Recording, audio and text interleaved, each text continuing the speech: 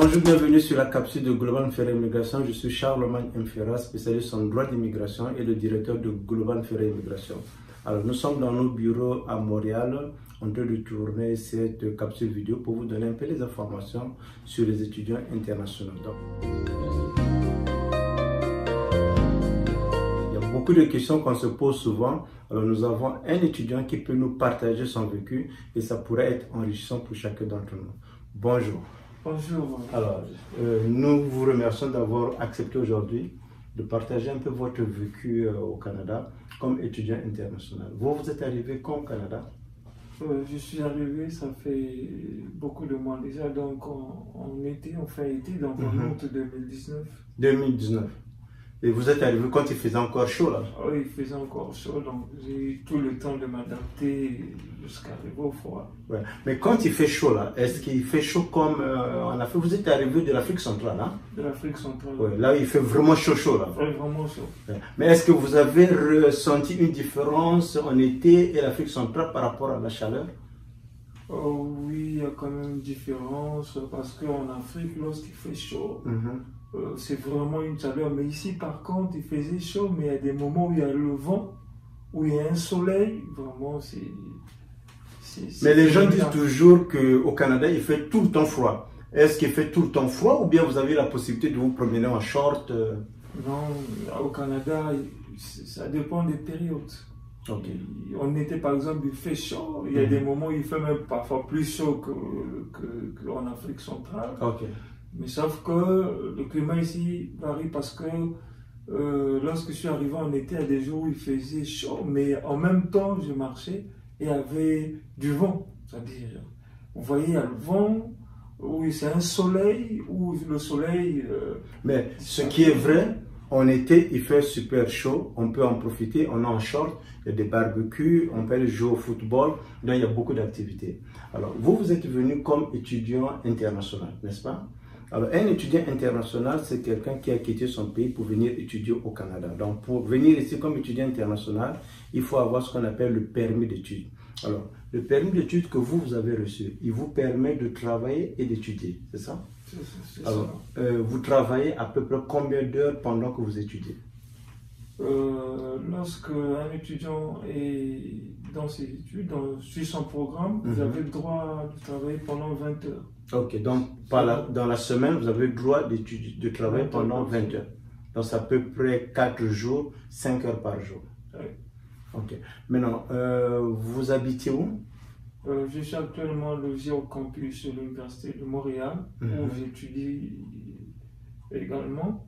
Donc, et voilà, nous avons aussi des activités sur place. Pratiquement tout se passe sur place. Ok. Quand vous dites que vous avez les activités, c'est quoi les activités que vous avez? Les activités, c'est-à-dire nous avons des salles de sport, il y a des cafés là-bas, donc il y a des emplois étudiants sur le campus. Okay. Que vous pouvez postuler pour en profiter. Donc le travail, ce n'est pas un problème? Non. Okay. Mais seulement vous travaillez pendant 20 heures pendant que vous étudiez. Mais pendant les vacances, vous pouvez faire 30 heures, 40 heures comme vous voulez. Pendant les vacances, on a le temps de travailler temps plein, à temps plein. Okay. Pendant les vacances ou les congés, voilà. Okay. Pendant la période scolaire ou la période à laquelle l'étudiant qui va à l'école, on n'avait droit qu'à travailler pendant 20 heures comme il est écrit sur le permis d'études. Ok. Alors, vous qui êtes déjà sur place ici au Canada, il y a beaucoup des amis qui sont à l'extérieur qui vont nous suivre.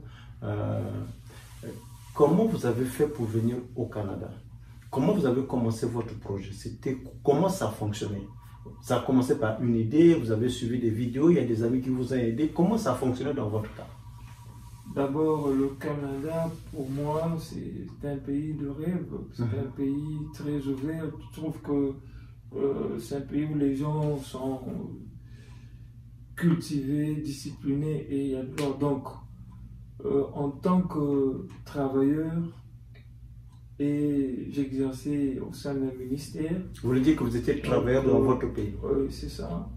Donc, après, il m'est arrivé quelqu'un qui m'a tenu informé. Écoute, mais il y a souvent des bourses de la francophonie que le gouvernement canadien, l'affaire mondiale, offre souvent aux pays africains. Tout à fait. Et j'ai saisi cette occasion et la personne m'avait demandé d'aller au ministère des Affaires étrangères, me renseigner sur ces bourses. Voilà, ministère des Affaires étrangères de votre pays. Voilà, de mon pays. Et je suis allé, j'ai été reçu par le directeur de la francophonie qui s'occupe de cette histoire. Et voilà, on m'a demandé de former, en fait, de constituer un dossier, des pièces à fournir, voilà, sans argent, voilà, j'ai déposé. Et voilà, j'ai été sélectionné par la suite. Ok, donc pour expliquer à ceux qui nous suivent, Affaires Mondiales Canada offre des bourses qu'on appelle la bourse de la francophonie qui permet à des étudiants qui sont dans des pays francophones de venir étudier au Canada aux frais de la francophonie. Mais seulement, il faut constituer un dossier. Vous pouvez le faire en contactant le ministère des Affaires étrangères de votre pays. Vous pouvez également le faire en allant directement sur le site de la francophonie. Vous allez vous inscrire parce qu'il y a des délais, il y a des périodes quand est-ce qu'il faut faire des inscriptions. Donc vous, dans votre cas, vous avez fait l'inscription, vous avez bénéficié de la bourse pour venir étudier au Canada. Alors, quand vous bénéficiez de la bourse, ça veut dire que c'est la francophonie qui paye pour vous vos études et puis vous bénéficiez, on vous donne un chèque, vous avez une petite bourse qu'on vous donne. Oui, il y a un minimum. On vous donne un minimum, soit de $1000 canadiens. Ça dépend des villes où vous êtes, mais au moins le minimum c'est celui-là. Okay. C'est juste vraiment un minimum qui vous permet de vivre comme un étudiant. Ok. Maintenant, quand on vous donne cette bourse de la francophonie, alors il y a des conditions qui sont rattachées à cette bourse. La première condition, c'est que vous devez quitter le territoire à la fin de votre séjour autorisé. Donc, à la fin de vos études, vous devez quitter le Canada parce que la bourse est offerte pour qu'on vous forme au Canada, que vous repartez dans votre pays.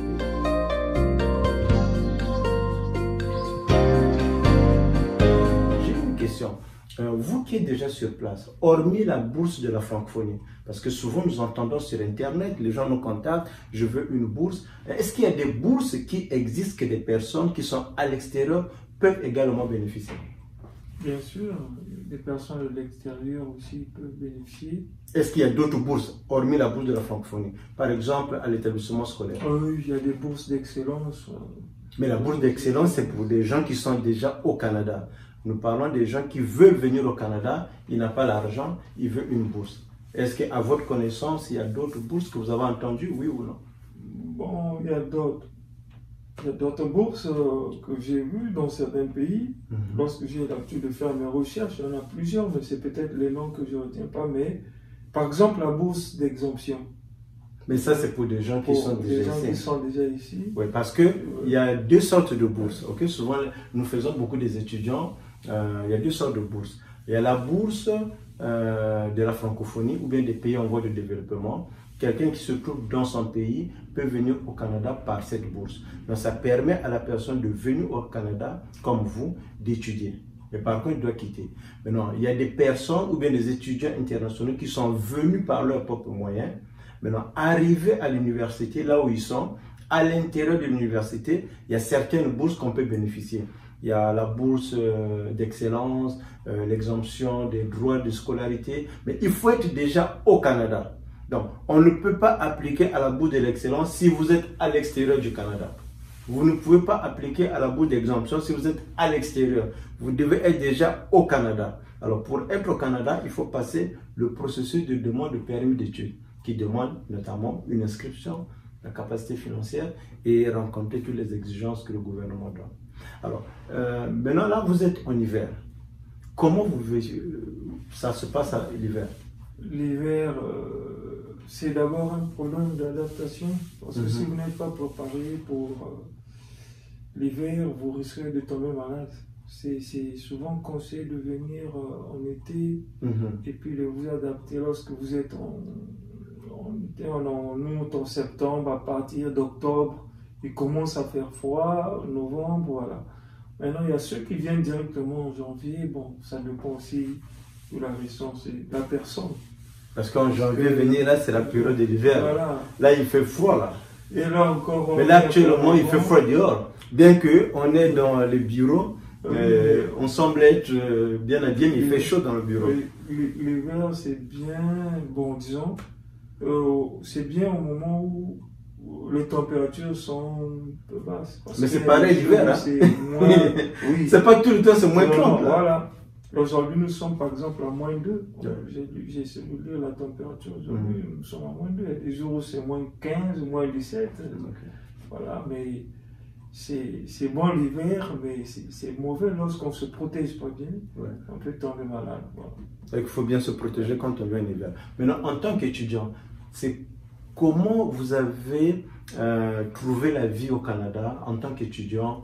C'est quoi vos dépenses? C'est quoi vos difficultés? Quels conseils pouvez-vous donner à ceux qui nous suivent, qui sont dans le projet de venir au Canada?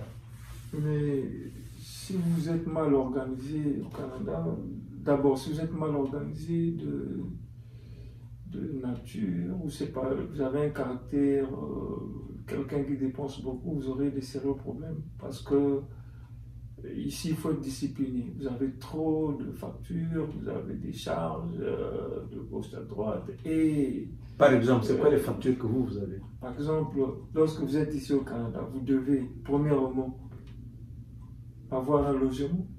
Donc, il faut payer votre loyer. Si jamais vous êtes propriétaire, il faut payer votre loyer. Vous avez la nutrition, l'alimentation. Vous devez manger tous les jours, donc vous devez établir un budget pour votre épicerie. Vous devez avoir. Il y a le transport. L'épicerie, c'est pour quand on va au magasin pour acheter à manger. Hein? C'est ça.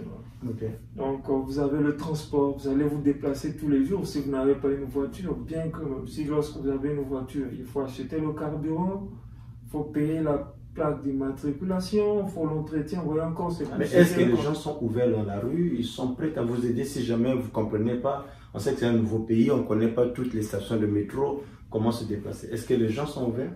Oui, les gens sont ouverts. Lorsque vous arrivez ici, vous devez connaître les différents moyens de transport qui existent ici parce que vous allez vous déplacer.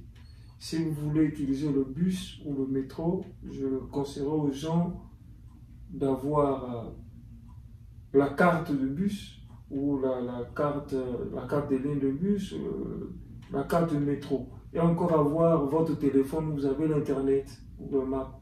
Au cas où vous êtes, mais rien n'empêche que vous approchez de quelqu'un, mais les gens ne seront toujours pas là à vous expliquer. Okay. Parce que sinon vous allez... Mais dans un premier temps, quand on ne connaît pas, on n'arrive pas à s'organiser, à s'orienter, on peut demander. Je l'ai vécu la première fois, lorsque j'arrive ici, après, bon, j'ai voulu me rendre à Côte-des-Neiges, place à Côte-des-Neiges pour aller faire des achats.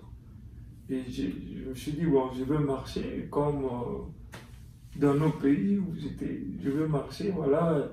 Et lorsque j'arrive quelque part, je me suis rendu compte que c'était pas ça le chemin. Je me suis mis à tourner dans le même endroit pendant plus d'1 heure. Je tournais.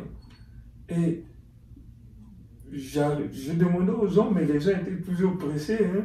Oh, excusez-moi, monsieur, je suis pressé, désolé. Après, il y a eu un frère africain, un Camerounais de Yaoundé, qui s'est approché de moi gentiment. Après, il me dit, mon frère, mais je constate que tu as un problème. Est-ce qu'on peut vous accompagner, on peut vous aider? Et j'ai expliqué mon problème, que je partais à Côte-des-Neiges. Et ils ont eu, vraiment, ils m'ont compris et ils m'ont pris, ils m'ont mis dans leur voiture. Ils m'ont accompagné. Après, ils m'ont dit, nous aussi, lorsqu'on était arrivés, ça c'est la femme du monsieur qui me dit, moi aussi, lorsque j'étais arrivé ici, même mon mari, on avait des sérieux problèmes pour retrouver les adresses ici, pour se promener. Mais après, on était obligé de chercher un téléphone avec Internet et ça nous aidait avec Google Maps. Voilà, c'est comme ça. Mais ça arrive à tout le monde, c'est ce qu'ils m'ont dit. Mais c'est normal. Vous arrivez dans un pays, dans un continent qu'on n'a pas les mêmes repères.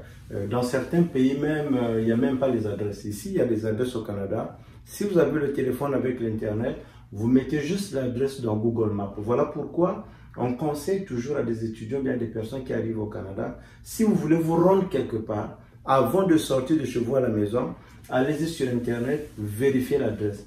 C'est quoi le bus qui va là-bas? C'est quoi la station de métro? Et ça prend combien de temps? Et c'est quoi les ruelles qui sont parallèles ou bien perpendiculaires. Ça permet de s'orienter facilement. Okay? Maintenant, au niveau des études, dans la classe, est-ce qu'il y a beaucoup d'autres nationalités, d'autres étudiants? Est-ce que les gens ont le même âge ou bien comment ça fonctionne?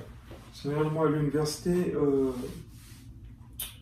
c'est tout le monde. En fait, il n'y a pas d'âge d'études d'abord. Ce qui est vrai, à l'université, celui qui arrive, il est déjà adulte.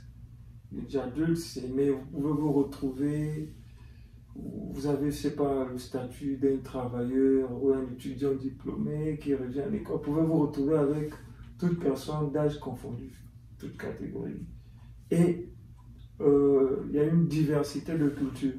Parce que moi, je fréquente avec des Espagnols, des Américains, des Canadiens, des Français, des Togolais, des Camerounais, des Congolais de Kinshasa, de Brazzaville, des Guinéens. En tout cas, c'est une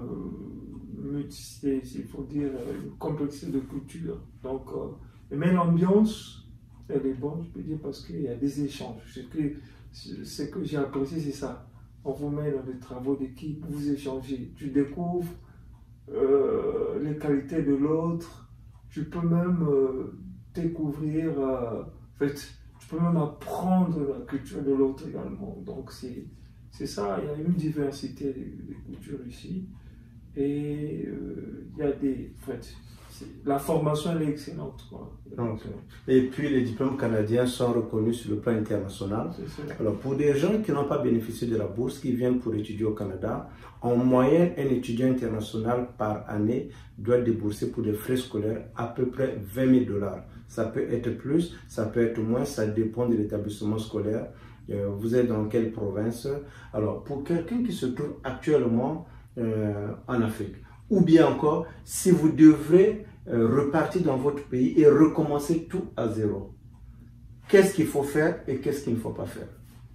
Bon, c'est toute une étape. Vous devez d'abord, si vous voulez venir, bon, vous devez d'abord choisir en fait le statut. Vous voulez venir ici au Canada, par quel statut? C'est étudiant ou c'est travailleur? Bon, par exemple, si vous êtes étudiant, c'est toute une procédure. Donc, vous devez d'abord faire le choix de l'établissement que vous voulez fréquenter, que vous désirez fréquenter.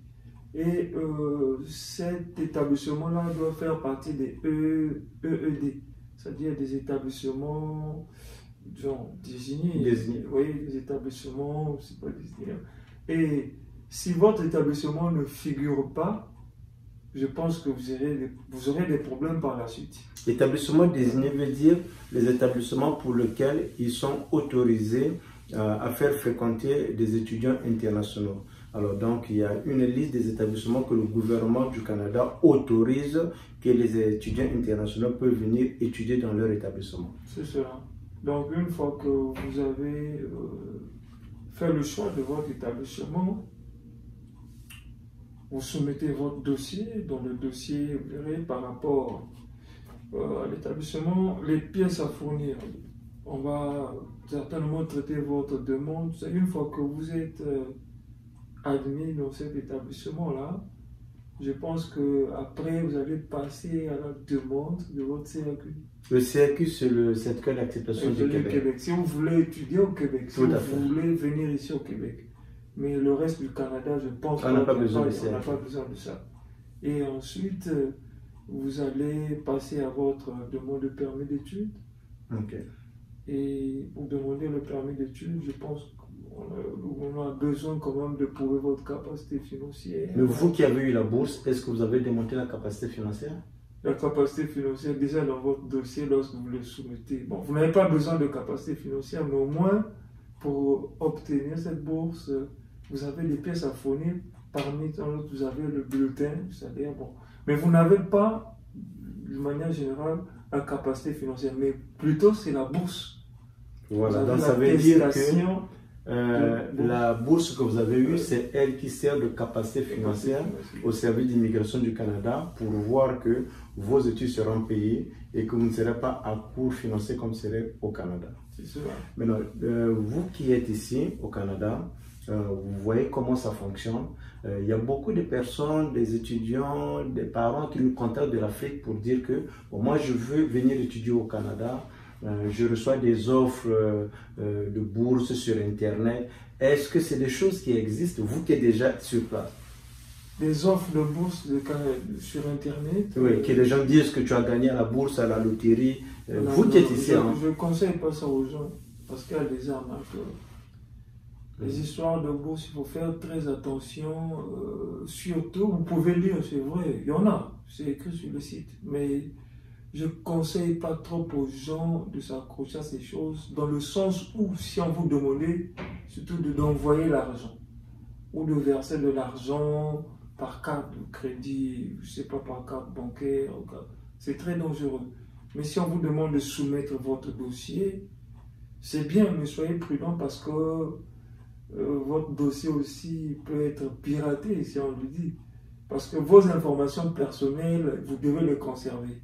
Donc soyez rassurés, mais moi je conseillerais aux gens qui veulent avoir des bourses d'études, allez sur des sites appropriés et prenez en tâche ou conseil. Approchez-vous des gens qui peuvent vous orienter sur vos démarches. Tout à fait. Alors, nous disons toujours aux clients, si vous avez été contacté par une entreprise, ou même par une personne, allez-y sur Google, faites la recherche pour voir si c'est une entreprise qui est autorisée à aider les clients, si une entreprise qui est reconnue au Québec ou bien au Canada. Dans le cas de Global Ferry Immigration, nos bureaux se trouvent en plein centre-ville de Montréal. Donc, nous sommes autorisés par le gouvernement du Québec à accompagner les clients, comme par le gouvernement fédéral. Et vous, comment vous avez connu Global Ferry Immigration? Global Ferry Immigration, c'est une maison que j'ai connue sur Internet. Vous êtes parti sur Internet, comme ça a apparu ou bien comment ça? Déjà, j'avais un fort désir de venir dans ce pays-là. J'aurais visité ce pays, alors je dis, qu'est-ce que je dois faire? Alors je me suis mis à faire des recherches sur le site. Après, j'ai eu comme une intuition d'aller sur YouTube pour les vidéos, pour voir. Et lorsque j'ai commencé à aller sur YouTube, j'ai vu des fenêtres comme ça, j'ai vu Global Ferry Immigration et j'ai cliqué. J'ai commencé à lire vraiment des informations pertinentes et j'ai vraiment aimé la maison. J'ai appris beaucoup de choses, comment ça se passe, donc je commençais à être éclairé sur certains voies. Et bien que je ne suis pas juriste ou spécialiste en immigration, mais j'ai appris beaucoup de choses. Donc, et en étant au courant, je ne pouvais plus accepter d'écouter n'importe quoi ou de lire des choses écrites par des gens qui ne sont pas vérifiables par un expert en immigration comme la Maison Global Ferry Immigration. Donc c'est comme ça que j'ai découvert la maison, c'est sur les réseaux Internet. Ok. Alors comme vous le remarquez, nous faisons ces vidéos, c'est pour vous donner de l'information, c'est pour vous aider à préparer votre venue au Canada. Si vous avez un projet, tout rêve commence toujours par une idée. Ça se peut qu'au début, on n'a pas encore beaucoup d'informations parce que le Canada est loin, on ne connaît pas. Donc, vous pouvez aller faire certaines recherches. Des vidéos comme ça, nous partageons. C'est pas parce qu'on a payé de l'argent, mais c'est plutôt c'est pour partager son vécu au Canada qui pourrait aider à une personne qui pourra venir. Donc, si jamais vous avez des questions, vous avez nos informations juste à la fin de cette vidéo. Contactez-nous, il nous fera plaisir de vous aider et de vous donner l'heure juste par rapport à votre projet d'immigration. Alors, c'était Charlemagne Mfera, spécialiste en droit d'immigration et le directeur de Global Ferry Immigration. Je vous dis à très bientôt au Canada et on vous dit un grand merci de nous avoir partagé et de partager ces informations pour vous donner plus de connaissances par rapport au Canada. Et ne lâchez pas, gardez votre rêve et c'est sûr que vous allez finir par venir au Canada. À très bientôt et on se voit en hiver.